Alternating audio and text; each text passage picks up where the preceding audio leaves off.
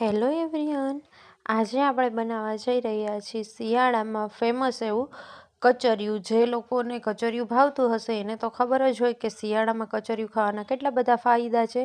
અને આજે આપણે બનાવવાના છીએ સફેદ તલનું કચરિયું. સફેદ તલ અને કાળા તલ બંનેનું કચરિયું બનતું હોય છે, પણ આજે આપણે સફેદ તલનું બનાવવાના છીએ. તો એના માટે મેં સરસ રીતે દળી અને લઈ લીધેલા છે 2 વાટકી જેટલા તલ, થોડા શેકીને, એટલે એની સ્મેલ અંદર ના બેસી જાય. અને પછી મેં લઈ લીધું છે 3 ચમચી જેટલું ઘી, અને એમાં મેં ગુંદ પહેલાં તળીને કાઢી લીધો છે. આમાં જરૂર પડે એટલો આપણે જરૂર પૂરતી માત્રામાં લેવાનો હશે ગુંદર. અને પછી મેં એમાં ગોળ, દેશી જે આયુર્વેદિક ગોળ આવે ને રાજભોગનો, એ લીધેલો છે. મેં અત્યારે ઓલો ભીલીનો ગોળ નથી લીધેલો.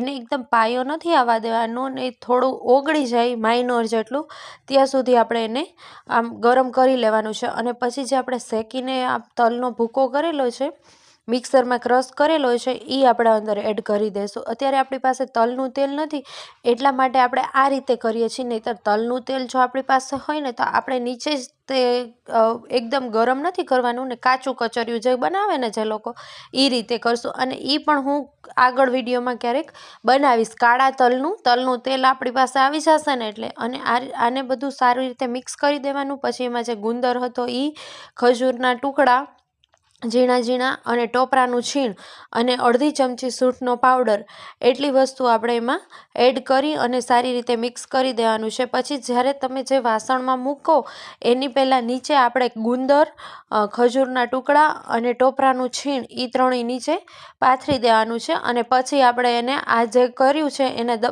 મિશ્રણ કરેલું છે ને તલવાળું, ગોળ ને તલનું ને એ બધું, એને એકદમ દબાવી અને આપણે એકદમ સેટ કરવા માટે મૂકી દેવાનું છે. અને પછી આપણે એને કાઢી લેવાનું છે એક વાસણમાં. અને શિયાળામાં તો આ ખાવાના વધારે પડતા ફાયદા હોય છે, અને તમે પણ તમારા ઘરે ચોક્કસથી આ રીતે બનાવજો. અને હજી સુધી મારી ચેનલને સબસ્ક્રાઈબ ના કરી હોય તો જલ્દીથી સબસ્ક્રાઈબ કરી લેજો, અને આ બેલ આઇકન બટન દબાવી દેજો, એટલે આગળના વિડીયોની નોટિફિકેશન પહેલાં તમને મળતી રહે. તો જોઈ શકો છો આપણું કચરિયું એકદમ સરસ મજાનું બની અને રેડી થઈ ગયું છે. અને આ શિયાળામાં ખાવાના આના ઘણા બધા ફાયદા હોય છે, એટલા માટે તમે પણ આ રીતે જરૂરથી બનાવજો. અને નેક્સ્ટ વિડીયો થોડાક ટાઈમ પછી આવશે, એમાં આપણે કાળા તલનું અને તલના તેલવાળું બનાવશું. આવી રીતે ગેસ ઉપર ગરમ કરીને ઘીવાળું નહીં બનાવી, તલના તેલવાળું બનાવશું. તમે પણ આ જરૂરથી ટ્રાય કરજો. અને આ ખાવાના તો બહુ ફાયદા છે, અને આપણા ઘરમાં નાના બાળકો હોય એને પણ આ વસ્તુ ભાવતી જ હોય છે.